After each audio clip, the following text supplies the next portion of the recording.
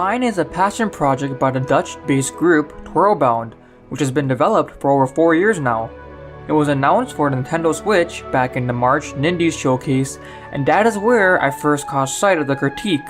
Oh, another Breath of the Wild clone.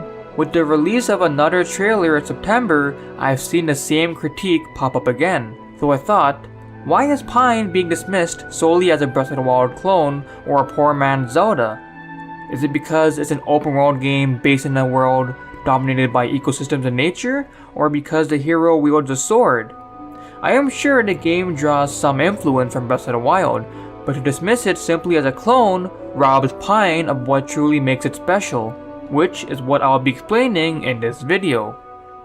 Just a quick disclaimer, that footage I may be using could be beta footage from up to 3 years ago, and thus does not reflect the final build of the game, as many redesigns and visual updates has occurred since.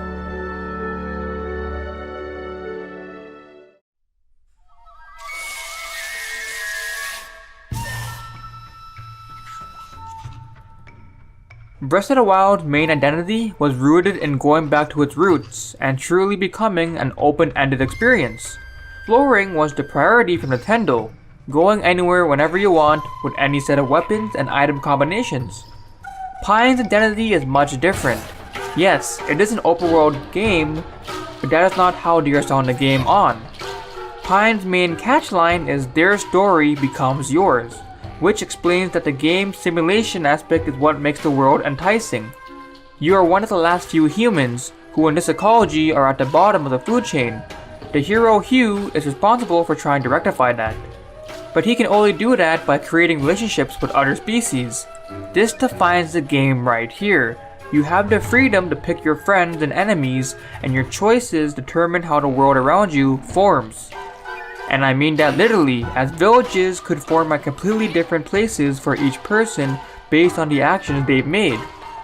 The simulation aspect is what really makes Pine a unique open world experience.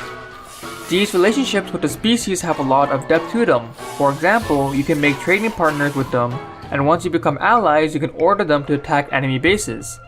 You can control resource management for villages in terms of speeding up or slowing down progress of construction. You can even poison a village to make raiding them much easier. There's a lot of tactical elements involved to really make a strong empire. Pine really makes the world feel lively. It is treated as a realistic living ecosystem. The devs of Twirlbound said it best during the mixed demonstration of Pine at Gamescom 2019. You can sit and watch the world around you unfold. The world is independent of your actions. You can sit and see two different species come upon each other and start fighting, or see a group of Fexels scavenge for food.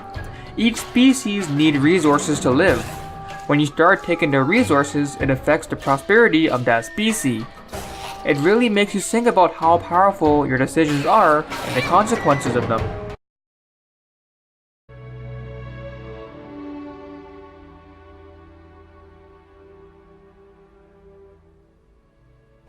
Twirlbound puts a lot of effort into making it feel like an actual living world. The species don't just stand around and stay in one place. Pine's goal-oriented action planning system has your species walking around, talking to each other, taking naps, sitting down, you name it. Enemies can even eat during battles when their health is low. This is my central point, that Pine offers so much more than just an open world experience. It's what they do with this world that makes it intriguing to experience and live through. Exploring this world can evoke a powerful emotion because the world is constantly changing, so that sense of familiarity may not be a consistent theme, which makes exploring this world even more desirable. It has a main storyline that follows along your choices. It has side quests that really contextualize the world that you helped formed, and it even has vaults, which are identical to traditional Zelda dungeons. Looking at games as binary objects takes away from what they're trying to be. Pine is much more than an open world game. Pine is much more than a Breath of the Wild clone. In fact, the dev team has stated that their biggest influence for Pine was the Fable series, which you can tell based on the affinity aspects of this game. I really do think Pine can bring forth a unique experience, and I really love the vision that Twirlbound is bringing with Pine. When you look at the details, Pine really is a lot more than meets the eyes. And I cannot wait until October 10th to finally get my hands on this and play it for myself. Let me know what you think of Pine in the comments below. I appreciate you watching the video. Thank you for watching.